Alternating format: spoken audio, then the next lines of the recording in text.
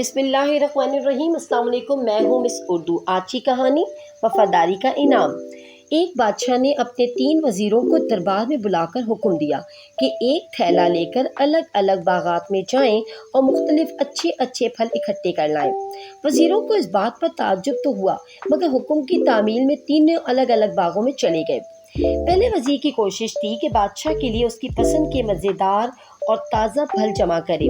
उसने ऐसा ही किया। दूसरे का ख्याल था कि बादशाह एक एक फल इस थैले से निकाल कर खुद नहीं देखेगा और ये जानने की कोशिश नहीं करेगा कि इसके लाए हुए फल कैसे हैं। इसे बस फलों से अपना थैला भरने की जल्दी थी। उसने हर किस्म के ताज़ा, गले सड़े और कच्चे फलों से अपना थैला भर लिया।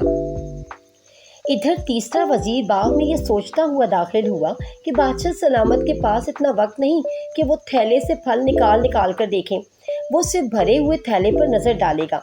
उसने फल तोड़ने और उसकी मुख्तलिफ इकसाम चुनने और ताज़ा फल जमा करने की ज़हमत ही ना की और थैले में घास पत्ते भर लिए। इस तरह जान छुड़ा ली। उसने अपना बहुत सा वक्त भी बचा लिया था। अगले रोज़ बादशाह ने तीनों वज़रा को फलों से भरे हुए थैलों समेत दरबार में हाजिर होने का हुक्म दिया। बादशाह ने सिपाहियों को हुक्म दिया कि तीनों को उनके थैलों समेत 1 माह के लिए यानी 1 महीने के लिए किसी दूर दराज मुकाम पर कैद कर दिया जाए।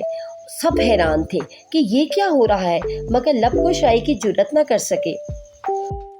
हुक्म की तामील हुई और तीनों वजीर एक ऐसी जेल में कैद कर दिए गए जहां उनके पास खाने पीने को भी कुछ ना था।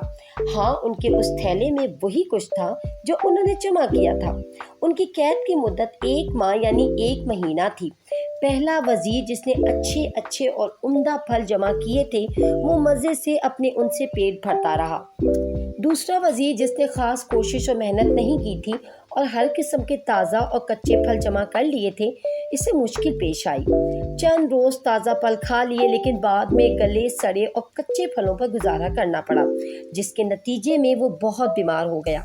और तीसरा वजीर निहायत काहिल, कामचोर और चालाक भी था और जाहिर है उसके थैले में सिर्फ घास और बाग का कचरा ही था।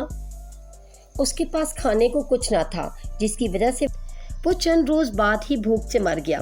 यह हिकायत बयान करने वाले बुजुर्ग फरमाते हैं कि हमें भी सोचना चाहिए कि हम इस दुनिया में क्या जमा कर रहे हैं, जो एक खुशनुमा बाग की तरह है, और हम मौत से कबल जिस जगह जाएंगे वहाँ गोया या जमा शुदा माल यानी हमारे एमाल ही हैं जो हमें राहत और तस्कीन पहुँचाएंगे।